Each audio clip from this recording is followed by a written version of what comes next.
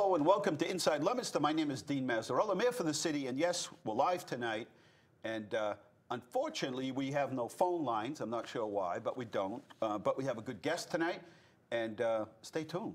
And yes, it's been raining and raining and raining, and we have a tradition here inside Leominster where if it rains, and it hasn't rained in a long time. I think we've only done this, Jane, once, maybe in the last 5 months. Yeah, it's been a while. But we always play this song. So we're going to play this song for you to keep tradition here at LTV Inside Leominster. Here we go. We'll even get the words for you.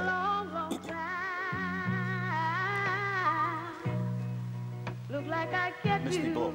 off of my mind, but I can't. Just the thought of you turns my whole world misty blue. Oh, honey, just the mention of your name turns the flicker to a flame. Listen to me, good baby. I think of the things we used to do, and my whole world turns misty blue. Oh, baby, I should forget you. Heaven knows I've tried.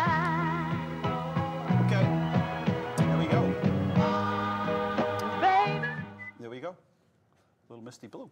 And you're back here at Inside Leominster.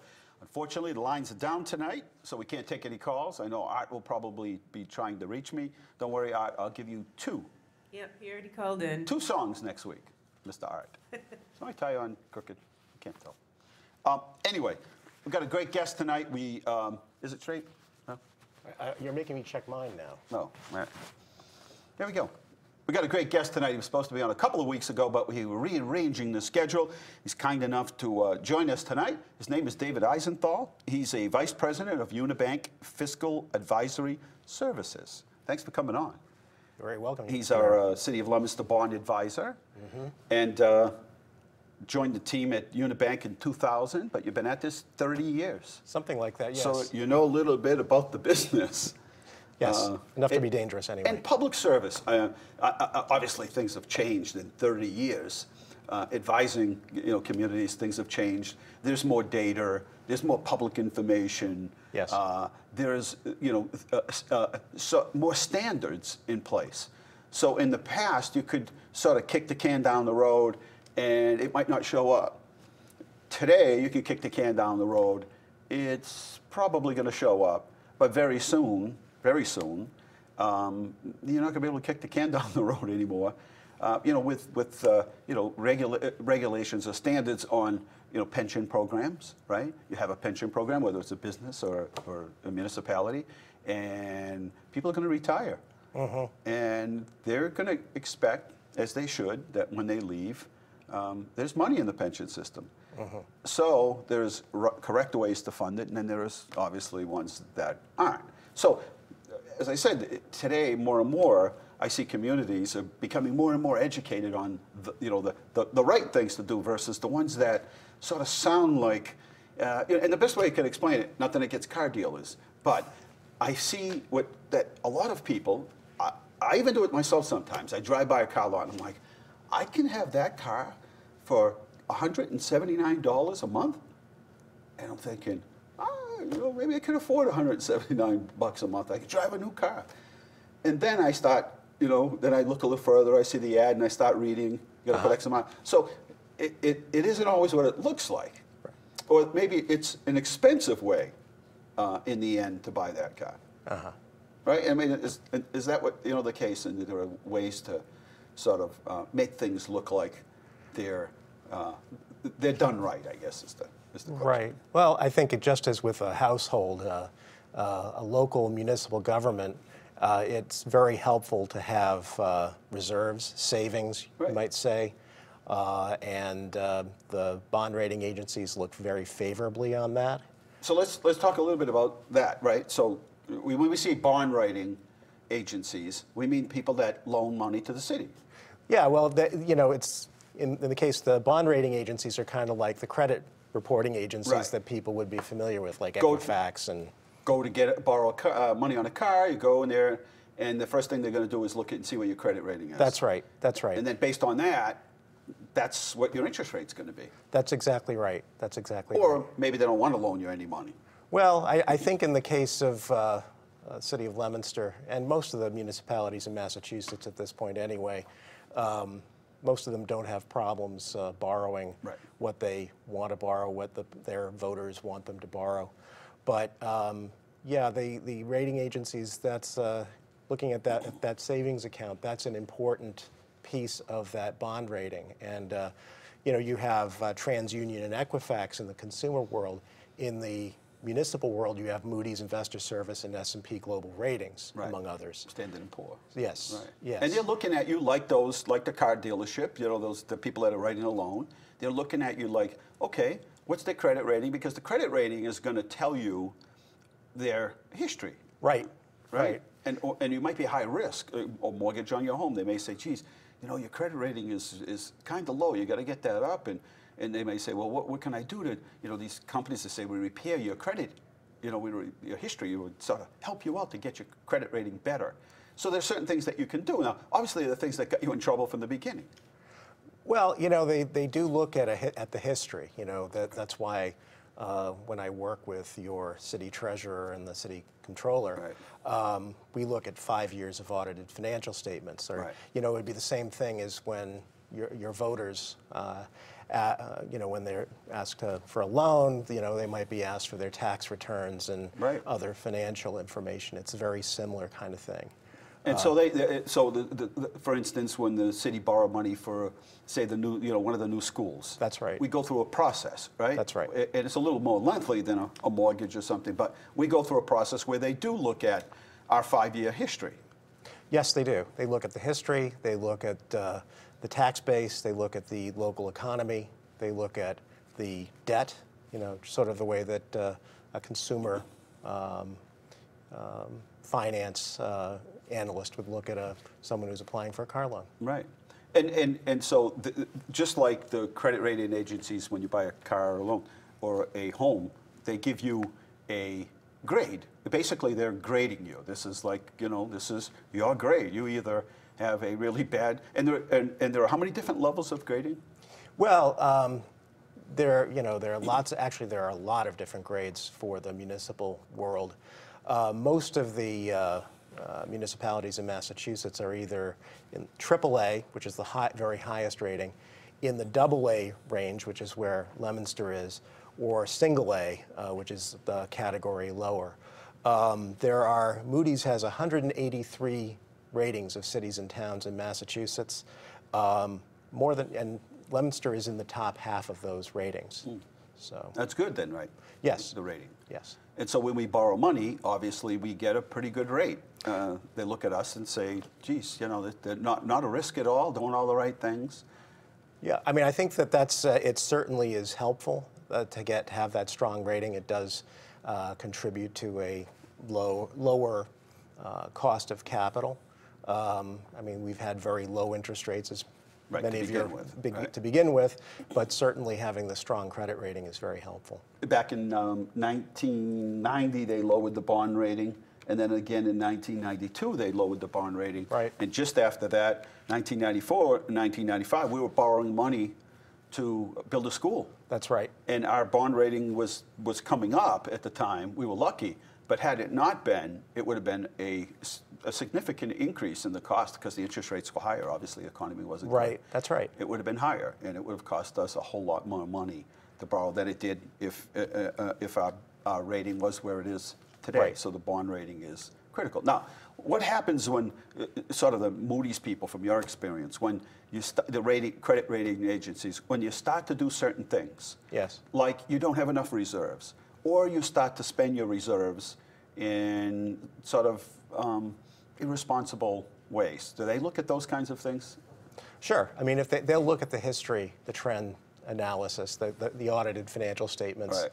to see whether both kind of the savings account, what they call fund balance in accounting terms, and cash have been decreasing over time. So that's something that is that's a key portion of the analysis that the rating analysts do.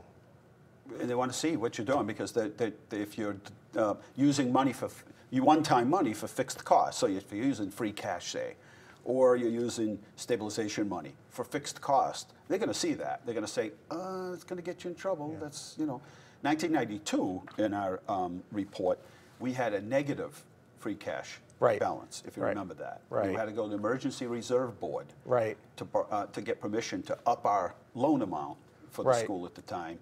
And the city had deferred teachers' salaries. Right. So they caught that right away. Right. Moody's saw that right away, and those were sort of things that, helped to, well, that's some of the things that brought the bond rating down, but then they saw what we did to repair that. Right. It helped us to show them that they were less concerned about us than they were a couple of years prior to that. Right, right. I mean, you're talking about $10 million in unreserved fund balance. You're talking about $15 million roughly in the stabilization fund, $5 million in unreserved levy capacity. Those all contribute to a strong bond rating for the city. So let me sort of break it down when he says these things so everyone understands. So what it means is excess levy capacity is probably 6 years we didn't raise taxes. So there was that, Prop 2.5 allows you to go up 2.5%.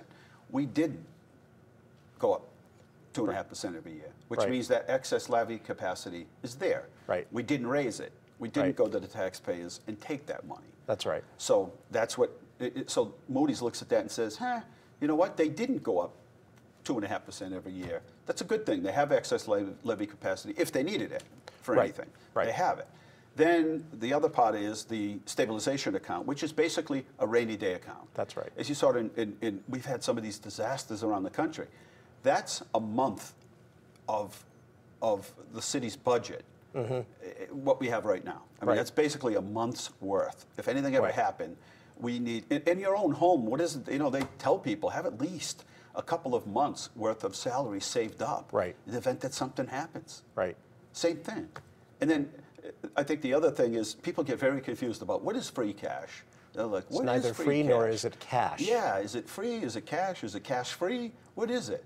So in our case, any money that's closed out at the end of the year comes from a whole bunch of different places. Right. Water and sewer for us. Right. We don't have an enterprise account where, some cities have an enterprise account where the money stays right there. Right. So whatever money the water department and sewer gets, it stays there. We don't. Ours closes out. So we take it once free cash is certified later, and we reappropriate it back to them. Free cash we use for buying, I think we've only borrowed money, as far as I know, 4 times on the city side of the budget, and that's for 3 schools and a library. And for everything else, we use this free cash. By using free cash, we pay no interest. So we've purchased maybe $100 million worth of capital improvements, roofs on schools, some prepayments for some of the bigger projects until we permanently borrow. Police cruisers, windows, just about everything, renovations, and we pay all in cash. Now, that's got to be a better thing than, you're in the business. It's got to be better than borrowing money. Well, I think that clearly the city has been able to manage using those reserves, the savings, if you will, towards the capital items, so that the city hasn't had to borrow as much. I think for the high school, the city only borrowed ultimately just over $10 million. Right, because we got reimbursement from the state, and we paid a bunch of prepayments. Exactly, that's what I'm thinking of. It was clearly the state. It was $42 million for the high school, and only about $11 million had to be borrowed. We paid $5 million from free cash. That's and so this big argument this year was, the city's got too much free cash. I'm like, well, let me tell you something. At one time we had none Right. And some years it'll be 3 million and 2 million and 6 million. It'll move around. Some years you get lucky because some of it is money that comes from reimbursements from grants. So you pay for the grant, you pay for what the grant would, then they reimburse you. That money goes Right. back into that Right. account. So it closes out the free cash. Right. And again, we use it for one-time expenses, so it's not permanent cost. I've seen in some cities that got in trouble, and the recommendation by the rating service has been, you need less reliance on free cash for fixed costs. I've seen that come up a few times. Right, right. I mean, it only works, using free cash for budgets only works if you're really, really conservative in budgeting. So, but you can't always count on conservative budgeting working out, No. which, when you have bad times, what the conservative budgeting does is it saves you from what might be, otherwise a bad time, but you can't. Other than the conservative budgeting, you really can't rely on free cash in that manner. So it's a good example I like to use is that I work at a company and we had a really good quarter. So they gave us, the people that work at the company, they gave us a $1,000 bonus. So I take that $1,000 and I go down and I enter into an agreement to buy a car or a truck or something, and because I got that $1,000, and then what happens is the next quarter comes up, I don't get that $1,000 bonus. In fact, things turn a little worse, and my company isn't giving bonuses anymore. Right. Now I use that one-time money for fixed cost, and it's a reoccurring cost now. My bill is reoccurring. It's going to come Right. every month. Right. That's a good analogy. Yes. So now I have to go somewhere else, sort of the rob Peter to pay Paul, Yeah. to reach into my savings, which is what I'm keeping in reserve just in case the roof leaks or the boiler blows up or something. Roofs $10,000, $20,000 this year. Now they're not $2,000 and $3,000 anymore. These Right. things are expensive. You have to have some place to reach for those things, or Right. you got to go borrow money, and now that puts you in further debt. You pay interest on it, and on it goes. Right. Right. You're watching Inside Leominster. My guest is David Eisenthal. He's the Vice President of Unibank Fiscal Advisory Services. They advise municipalities. They advise us on our as a bond advisor. They tell us the things that we should and shouldn't do, and that's a good move, and that's not. So they're sort of like trainers. You've got us pretty well trained at this point, right? Well, and I think John Richard, you've got a very veteran team in John Richard and David LaPlante. Right. My pleasure to work with them. Yeah, so they get it. They understand the Yes. do's and the don'ts and what to stay away from and whatnot. Part of finances is I've noticed that the credit rating agencies, and I don't know whether it's because of these weather-related storms or whatever, want us to save even more than typically they used to. So at one time they said, 2 or 3%, 5% of your total budget, but now they've really upped it. It might be the experience, not just the weather issues, which we've certainly seen in other parts of the country, but just the experience with the various financial downturns, the economic downturns, and then 2008 when the economy basically, and the financial system basically crashed. I think that there's some feeling that you really need to prepare for that rainy day, maybe even more than before. There was an article in an article written, or a piece written by the Pioneer Institute, and they talked about pensions. And then the article, they put together a matrix and an actual website that anybody can go to visit. It's called masspensions.com. And you can go visit and you can look up every community, and it tells you, it gives them a grade. They make it really easy for you and explain the pension program and everything. And so what they say in there is, be less concerned about your tax bill and more concerned with your pension obligation. So that's sort of like the silent thing that's sort of lurking out there that nobody really knows. So in other words, a community can look on the surface, can look very healthy, and be doing all kinds of capital projects. The only problem is they've got this monster sort of lurking on the side, which is the pension liability, which is not funded properly in many communities. So what they said is, after looking at that, they said, you should go to this website, take a look, masspensions.com. Go and see how your community is doing in terms of funding its pension program. because it's almost like a home equity loan or something. I don't know, maybe you can explain it better, but you get a home equity loan and you're just paying the interest, but you're never really paying down the principal. So this could go on forever. Yeah, I mean, you've got this obligation. You know, the city has an obligation to its employees. Yeah, its employees, Sure. its current retirees, and then its the current employees, and maybe even future employees, who are actually the future employees not so much, but the current employees who are now contributing into the system. Right. The city has They're an obligation. contributing. We're contributing. At the end, they expect when they go to the retirement board that money's going to be there. Right, and they look at the city hires these actuaries who have really amazing math skills, even more than mine. It's a science. But these folks, do analysis on what this pension, and also not just the pension, but also Other benefits. healthcare benefits for Right. retirees, and they give you a number of what if you had to fund it now, what does it all cost? And these are some fairly scary numbers. In 3 fiscal years, and so let me just finish the piece here because I'm jumping and sort of skipping here. So what the Pioneer Institute said is you should really be concerned with that because that has the potential to compound your tax bill by more than you can imagine. And you should get a good grip on that. And so it was really funny because I went to we started messing with the site and looking through it a while ago, when they came out with it. And I thought I went to the most wealthy communities because I'm like, they got to have like an A or a B or something. And you know what? They didn't have a good credit rating. They didn't have a good rating on their pension system at all. Mm-hmm. But they were building schools. They were doing all these things. But everybody was, everything looked good on this side. But then when it got to their pension part, they had C's and D's. Communities that I thought were really in good shape. And I'm like, wait a minute, they're in trouble here. Right. Eventually, they're going Right. to be in trouble. Right. And in 3 fiscal years, the city of Leominster will have paid up on its pension program, so that at that point, the pension system will pay for itself. It'll be self-sufficient at the time. Right. And I try to explain it. It's a hard thing. It's like I try to explain to people. I'm like, in 3 years, this city is going to have almost $6.5 million. Right.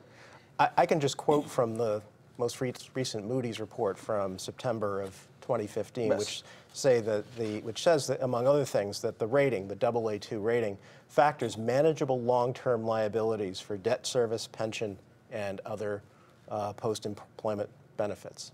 So that's I'm just reading from the Right. Moody's That's what they say. report. It's the credit rating agency. So Yes. it's so important. And again, a lot of times people don't see that. That's what I'm saying is on the surface, everything can look great in the community.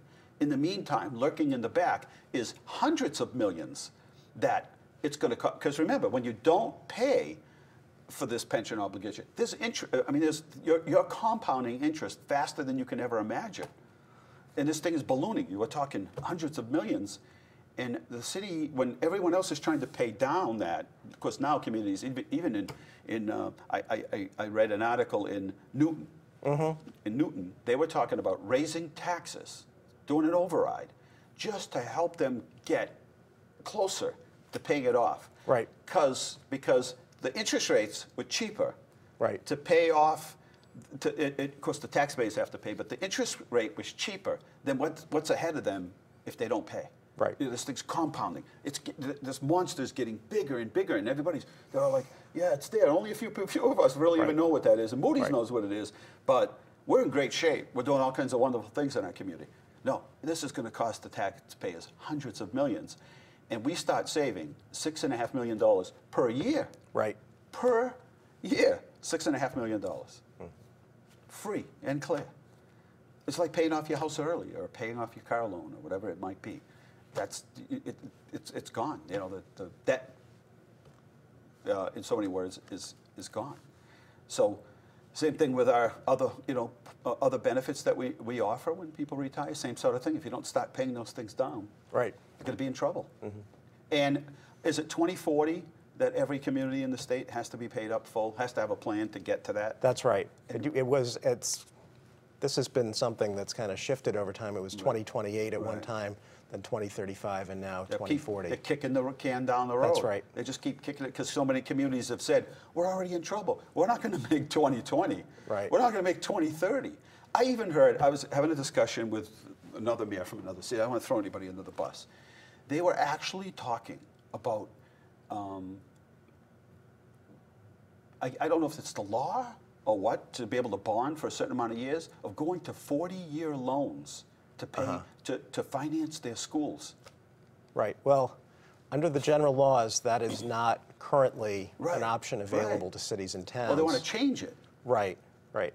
I mean, that's, you know, if they, I'm not sure how marketable something like that would be, but, you know. 40 years. Yeah. That's kicking the can down the road almost an entire generation. You know, Attleboro's looking at $265 million to build a new high school.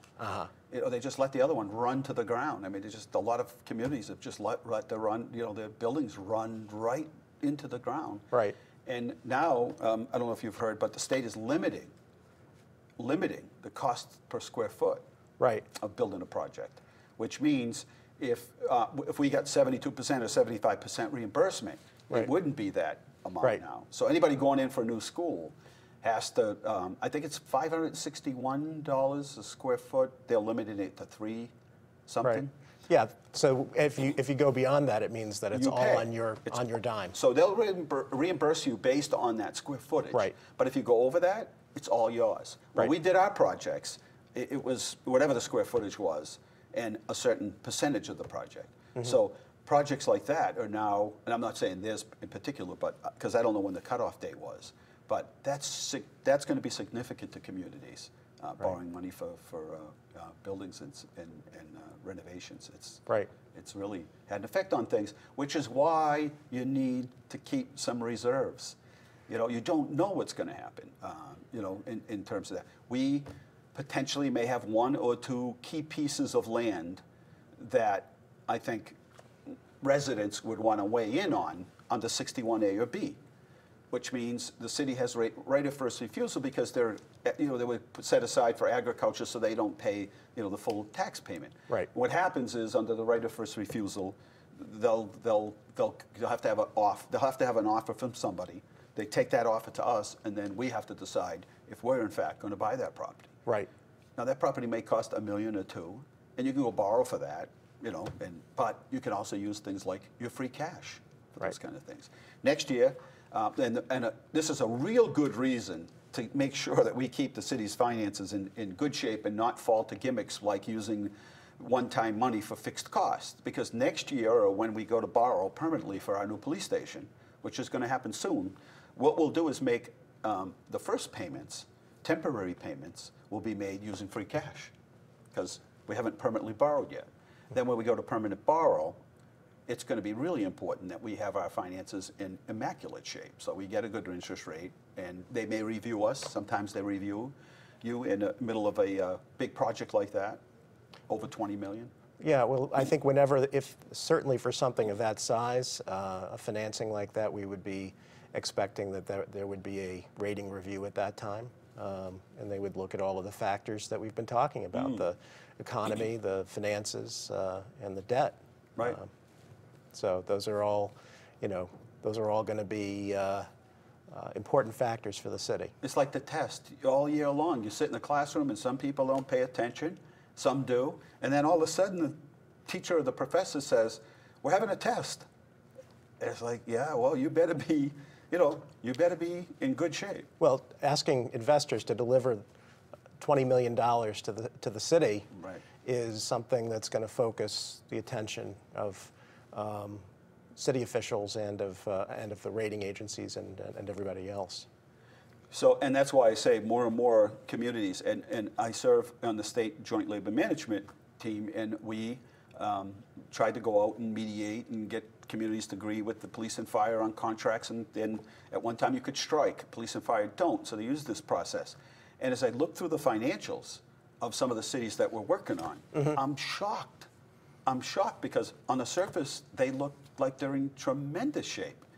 But by the way they operate. And then I look at the financials, and I'm looking at their future projects, that they need funded, like a high school, new DPW building. I mean, some of them, on our water and sewer side, communities are just beginning to do some of the work that needs to get done in their systems. Ours is done. I&I removal, removing stormwater from the sewer system. Right. Cost us millions. We're done. We're done. Communities are just getting started. Well, now we did it over time. I see the cost millions. So now what's happening? The water and sewer rates are going up. Because what? There's this whole new thing that nobody knew about, that you have to take the clean water, stormwater, or water that's seeping in to your sewer system and remove it. Right. And everyone's like, what? Right. You have to do, Leominster is done. We are done. 98% efficiency in that area because we invested. Same thing in our equipment, fire equipment and police equipment and DPW equipment, and get all the roofs repaired on our schools and those sorts of things. It's not getting any cheaper to do those things. So now the capital projects are, 10 times what they used to. You can't even find contractors in some cases to do some of this work. You're watching Inside Leominster, talking to David Eisenthal. He's the Vice President of Unibank Fiscal Advisory Services. More than 30 years in public service, advising communities about the right thing to do. He can advise you the right things to do, but you got to listen to him, right? I mean, you can only give people advice. They can go off and justify it in any way they can or any way they want. The reality is you give them the advice, the good, sound, approach. I try to. I try to, yes. Right. And it's really a science, what you do when you're talking about, the people that do the amortization of, projecting out future costs for the pension system. Right. They're amazing. It's like, this is phenomenal, right. The information that they pull up, but they're fairly accurate. Right. And that goes back to the Pioneer Institute, that said, check to see how well your city is funding their pension system. Right. Check to see where they're spending their free cash. Is it on one-time things like equipment and fire trucks and police equipment and DPW and those kind of things, or are they funding permanent salaries? Are they out there, funding, employee salaries based on that? And if your free cash falls, you're going to find yourself in trouble. If you're back to $2 million a year and $2 million came from the DPW and has to go back, now you either have to not give it to them, which means they have to raise rates on that side, or you're not going to have any money for snow and ice. Here's another thing. Leominster doesn't deficit into the following year. State of Massachusetts lets you deficit spend into the next year. Your snow and ice. Right. Leominster pays it off in cash. That's where our free cash comes from. So many communities, as I'm looking at their financials, will just put it off 2015. They put it off to the next year and two. Right. And 2 years. So in other words, the snowstorm was this year. Right. You're still paying for it 2 years from now. Right. That's like buying a car, get a 6-year or 5-year loan. The car is no good after 3 years. Right. You're still making payments on a car that's no good. That's right. It's junk. It's got rust all over it. It wasn't a good made car. It's had all kinds of defects, and you had to junk it. Same sort of thing. Right. What other sort of trouble do communities run into that you see? I know that, in fairness to everybody, I've seen so much improvement. Communities sort of replicating what we've done in terms of the best practice, because we're oftentimes referred to, people will say, you need to talk to Leominster and see how they're doing it in terms of a best practice, like how they're funding their pension program, how they're using the free cash, how much they have. We didn't have a stabilization account.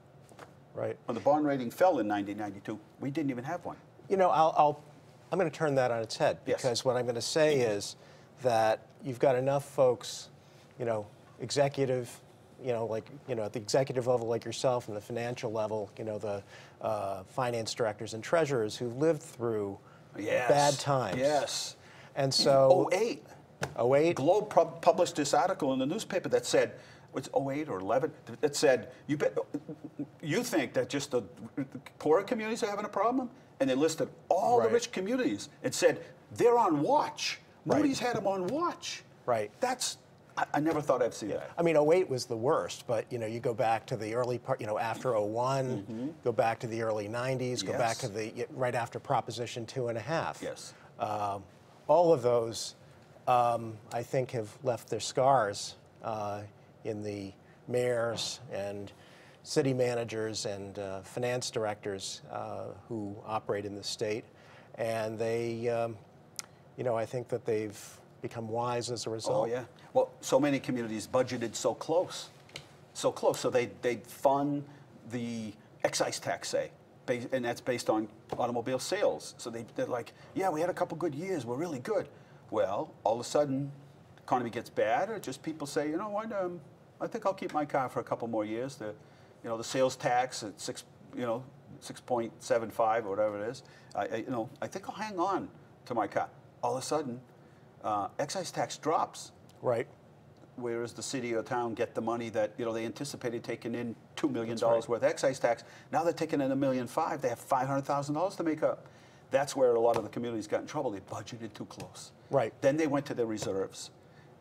We were at a school committee meeting, and the Glenn Kuchar, head of right. the Mass Association of School MASC, Committees, said, sort of said there were a lot of communities that had budget problems this year with schools. Budget problems, and it affected schools because the state is giving less money, and we were cut $1 million because the enrollment went down. Well, that's $1 million you better plan for ahead of time. Well, not everybody planned properly, so the school department get themselves in trouble. But you have a whole year to plan because the numbers are based on October numbers for the following year. Right. So he said, look you can it's time for all school systems to cut their belts, tighten the belts. Right. And I thought one of the interesting things that he said, and I'll try to get this right, is, well, you can use the stabilization money if you want, or your free cash, but that'll get you a year or two or maybe 3. But now you don't have anything in reserve, right? And now you still got those fixed costs. You're in trouble.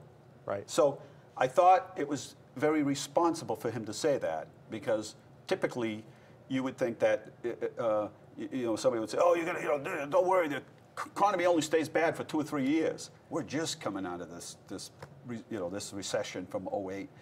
State cut us $9 million and then continues to fund less and less on education, requiring us to fund more and more, which is fine, but it's long term. And for those and I guess that's the point I'm trying to stress. It's the big picture. This is long term, and you best have your finances in order when that economy goes bad. We didn't make any cuts. We didn't cut any programs in the city during '08 or '09. We hung in there, but. Because we were in the good days, we were getting ready for the bad days. Right. But good days aren't days to go out and just spend every dime you have, spend all the free cash, just go on a wild spending frenzy. Those are the days to beef yourself up, because when the bad days come, wow, they come and they hit hard. Was it last year they could literally say we were out of the recession? Something like that. I mean, we've had growth. We've had growth for a little while, but it's always a little fragile, and you can't take economic growth for granted. No. I mean, Massachusetts generally has done pretty well, and I think that basically the whole state has benefited from economic growth. But I think you can't count on that continuing forever. The problem is that the state now, who would ever think we'd be in a good economy? Look at all the buildings popping up, people buying cars, and the state is running short on their tax. Who would ever think that, the Amazons of the world or whatever, buying online would have that much of an effect on the state? Right. And the state just dropped. Didn't either Standards & Poor or Moody's drop their? Standard & Poor's downgraded the state in June, I want to say. There you go. There's an example of didn't have enough in its rainy day account. They've been taken from it, hoping that sales tax would get better next year and next year. Right. And here we are in a good economy, and it's not. And now they have the whole mass health, which is another huge part of the state budget that we didn't have 10 and 15 years ago. Right. All things you've got to plan for it. So you adopt a new program. Right. You best start feeding some money into savings to fund that. Right. Right. I mean, I think that, Massachusetts has done better than some other states. Yes. Well, some states are ready to go bankrupt. Well, but I think that you can't take that for granted. And as a stakeholder, as a one of the solid cities in Massachusetts. The folks here have to not take that for granted. Give you a snapshot. 1994, negative free cash. Leominster had $42,000 left in free cash, $187,000 in unpaid bills. Teacher deferral. So that was that thing. Remember, it's not just Leominster that did it. This is not a reflection on anybody. It looked good at the time, right? This whole thing, decisions that were made in '88 or in '86, obviously in '92 came to fruition, and whoever was here got in trouble because it's like, it's what do you call it? The musical chairs, and then all of a sudden the music stopped. Schools were overcrowded. No plan for infrastructure repairs. No plan for city building repairs. No stabilization account. Pension liability was an F at the range of 46%. Every department needed help, and we had to move quick while we were stabilizing and beefing up on doing all the corrective actions on our finances. We had all these capital things: water, sewer, DEP. I don't know how many consent orders we had. Equipment was in horrible condition. All the schools, if their school was built for 500, it had 800 kids in it, and it was all at once. And again, nothing against anybody, but nobody thought it would happen. If you remember the '80s, I remember you could make some money in the '80s. I mean, everybody was doing okay in the '80s, and when it stopped, it stopped. That was the first lesson for, I think, a lot of people. Certainly the baby boomers. We didn't live through the Depression. So our first lesson was then. Like, oh my word, this could actually happen? You mean we just thought it was going to last forever? Everyone was figuring out how they could retire at, 42 years old if they kept making the money they were. And then it all stopped, and then it got going again, and it happened again in '08, which we never thought. We thought we'd learn the lessons from the past. And again, when I saw the Boston Globe article that said, these are all the communities in trouble that they're watching. Moody's put them on watch. And I'm looking saying, but these are all the wealthy communities in the state. These are the people that have money. These are the $1 million homes, minimum $1 million homes. What happened? And then you look into their stories, and they just weren't putting the money aside. They weren't following good, solid fiscal policies. And that gets you in trouble.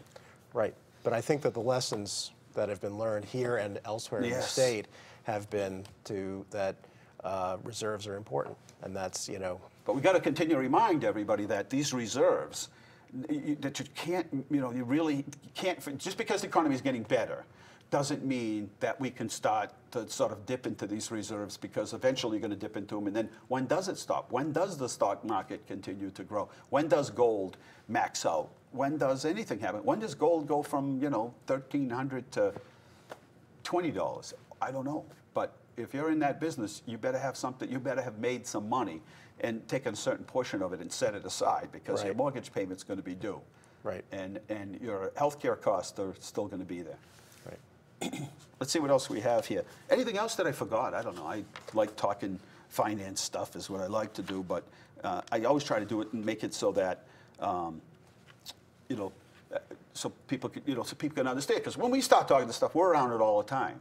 So it's that, I can't understand engineering and all that. I have to have somebody kind of break it down for me, like, how's that work? I have to watch that show. How's that work? How's that made?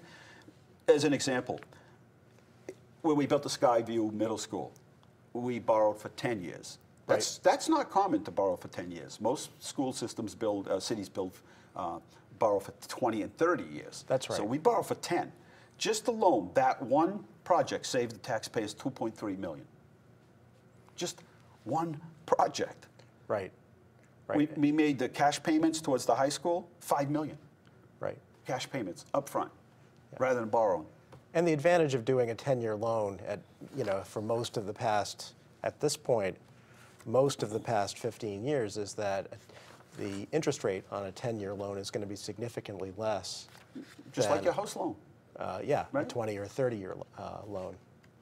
We used some of our free cash items: engine 4, replacement of M8, fire equipment, purchase of a 10-wheel dump truck. This is just last year.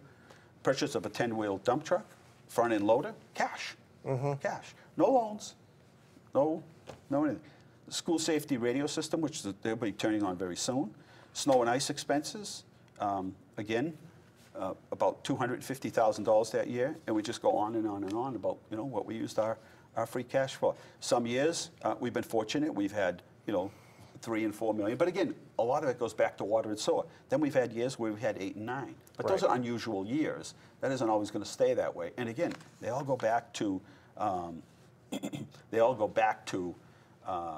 know, doesn't like get hidden somewhere. It goes back to using things for one-time purposes. Right. Cash versus borrowing. For a purchase of $1 million item, such as a new ladder truck, say, at 2%, which is still low, the city would pay an extra $120,000 in interest by borrowing for that truck rather than paying for it in cash. For the fire truck, engine 4, we just purchased, we would have had to pay $81,000 in interest alone over 10 years. Right. And the thing is, investment rates right now, as everybody who has a checking account knows, investment rates are very low. So if you are using $1 million in cash, you're only foregoing some small amount of interest that you might have otherwise earned. Exactly. Instead of borrowing, as you say, at 2% or whatever the interest rate would be. Here's what the Pioneer Institute said. Before you buy a home in Massachusetts, check out the other debt you'll be paying in addition to your mortgage. Are you sure the town is right for you? It is wise to check the forecast for pension debt as you're deciding which locality is right for you and your family. Leominster has a B rating in that. So we went and we have a B rating, one of the highest in the state, by the way, while others are kicking the can down the road. And we were proud of that. We got in, and and again, I expected to see all these cities with A's and B's. And there's Leominster. We're not a wealthy community. We do well. I mean, we budget conservatively, and we do well. And we take very little risk. And we're budgeting, you know, we're saving for the future and saving for, you know, if something happens. But at the same time, there were people in there that when you get in there and check, you're gonna say, what? Right. That community? They're doing what? Right. And you know, it makes a difference. Hey, thank you a million. Did I forget anything at all? I don't think so. I appreciate you spent about 45 minutes with us. Oh, I got a clip for you. Hang on before you go anywhere. We're going to take a short break and show David a little clip here, which I'm sure he'll appreciate. I want to stay in Arizona. I want my new contract. But I like you. Yes, I like you, Jerry. My wife likes you. You're good to my wife. I will stay with you. That's great. I'm very happy. Are you listening? Yes. That's what I'm going to do for you. God bless you, Jerry. But this is what you're going to do for me. You listen? Jerry? Yeah, what can I do for you, Rod? You just tell me, what can I do for you? It's a very personal, very important thing. Hell, it's a family motto. Are you ready, Jerry? I'm ready. Just want to make sure you're ready, brother. Here it is. Show me the money. Spot for a Glock. I took a loss over floss, but still got a knock. Money! Jerry, does that make you feel good just to say that? Say it with me one time, Jerry. Show you the money. Oh, no, you can do better than that, Jerry. I want you to say it with meaning, brother. Hey, I got Bob Sugar on the other line. I better hear you say it. Yeah, no. Show you the money. Not show you. Show me the money. Show me the money. Yeah. Louder. Show me the money. That's it, brother, but you got to yell that shit. All right, show me the money. How could you forget that, right? That's the best. Hey, we got photos of the week. Hang on, you got a couple seconds, and then we'll shove up. You might as well stay for the photos of the week. I don't even know what they are, but here we go. Are you ready back there for photos of the week? I put on my glasses to look, you know, like I'm like David over there. You know, look at that.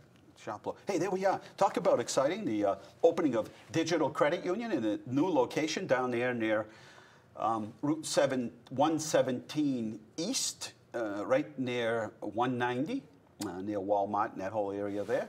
That's their brand new facility. I mean, it's a big building, over 5,000 square feet. And you don't see them build these units like that anymore. But there we are, and you know, thanks to DCU, they're great contributors to the community and employ a lot of people here. Let's go to our next slide, please. There we are at the firefighter recognition ceremony. Great job by the fire department in terms of recognizing their own and members of the community. And a salute to all of them. So there were some firefighters recognized for 35 years of service. There's our own chief, Sidlow, there, 35 years. He's still a young guy. I think he started, he was 19 or something, but one of the youngest, but 35 years in service, a number of other firefighters, so they were recognized for the years in service, and also Billy Roy, who was Firefighter of the Year, 40 or 41 years. Wow. I believe, with the Leominster Fire Department. So congratulations to all. Vinny, you did a great job. Take a bow. Next slide, please. There we are at Summit Elder Care, 10 years here in the city of Leominster, and they're very happy about the single tax rate here in the city, but also with telling a little story about how easy it was to do business here in the city, and we're happy to hear those kinds of stories, right? Those are good things. Hey, there we are. I've met over time a lot of the veterans service agents. They're from all over the state. They meet here for their annual training. They're here a good 3 or 4 days, and love it here. I turn them on to all the good restaurants, tell them where to go shopping. Everybody wants to know the inside scoop on things, and when they get to a community, right, they want to know the sort of historic places to go and the cool things to go see and visit, and we certainly share that with them. I get to know more and more of them every year. Thank God for them, boy. They've got a huge job, and the job is getting more and more complex, more forms and things online, and more data, and there's a huge learning curve for them. So good luck to all of them, men and women out there who do a great job for us, and thank them for their service as they thank others. Here we go. There we are, a little short speech. It was 7:45 last night. And then, as they introduced me as the speaker, they tell me that at the Workforce Development Board meeting that they haven't had supper yet. So I was very brief, David. I was very brief. You would have been so proud of me. And it came quick. Everything I needed to say came quick. And I was able to, boil it down, get my message out, and off they went to eat. Here we are. Here's, oh, geez, there's the Scarecrow and the Strongman. This guy picked me up like I was a box of Kleenex. Look at it. Almost pulled me out of my boots. That's a great costume. Isn't it? Isn't Yeah, it? The that's Scarecrow. really good. If I only had a brain, they say. Exactly. And this is my favorite. This is my favorite. Isn't she absolutely adorable? Very cute. There's Dorothy. Wow. She could play the part very easily. She's the meek and mild Dorothy Gale from Kansas, as they say. Okay, just a couple minutes left. I want to remind everybody that the teen Halloween party at the Leominster Public Library is coming up. You need to sign up. Space is limited. It's coming up October 27th, which is tomorrow. Yeah. My head spins these days. 6 to 10, grades 7 to 12 only. All party goers must be in costume. Food, games, scary flicks, door prizes, costume contest, and more. That's good. The Saturday, October 28th, is the New England Symphony Orchestra European Salon Concert. That's coming up at the Stratus Dukakis Performing Arts Center. Again, that's this Saturday night at 7:30 p.m. You can get your tickets by going to newenglandsymphony.org, or you can order your tickets by calling 978-466-1800, 978-466-1800. General admission, adults $35, seniors 62 plus are $32. Students at $12, and you can also pick up those tickets right there at the event. Veterans Day activities coming up. 11/3, St. Anna's Veterans Day program. 11/4 is the Daughters of the American Revolution ceremony. November 6th is Operation Sweater for Veterans at the Wright Roy Funeral Home. And then 11/7 is the birthday celebration for the United States Marine Corps. Wednesday is the Veterans Luncheon at the Sterling Senior Center. Wednesday also is Veterans Day concert, Leominster High School Band and the International Veterans Choir at the Leominster High School Auditorium. And then on 11/9 is the St. Leo's Veterans Day program. And then on Saturday, 11/11, which is Veterans Day, which always is celebrated on Veterans Day, no Monday kind of thing, which is really good. Veterans Day ceremony in Monument Square starts at 10:30 a.m. and then City Hall at 11, and then 11/12. The Exchange Club is doing a breakfast on that Sunday at the Veterans Center, $7.50 a piece. And then Wednesday, the 15th of November, will be the Veterans Luncheon hosted by Life Care Center of Leominster for all veterans of Leominster and surrounding towns. Pretty good, huh? A lot going on for Veterans Day, and yes, rightfully so. The 15th annual Magic Mountain 5-mile road race and walk is coming up on November 12th. We'll talk more about that, but you can register by going to, you can call Betty or Keith, 978-534-8904. If you haven't seen the segment yet, here's how the story goes. It's 7:25. So gentleman walks into City Hall, he goes into the comptroller's office, asks for a bunch of reports, They print them a bunch of reports. There's almost 2 screens on every area, and says the city uses ledgers and pencils to do its books.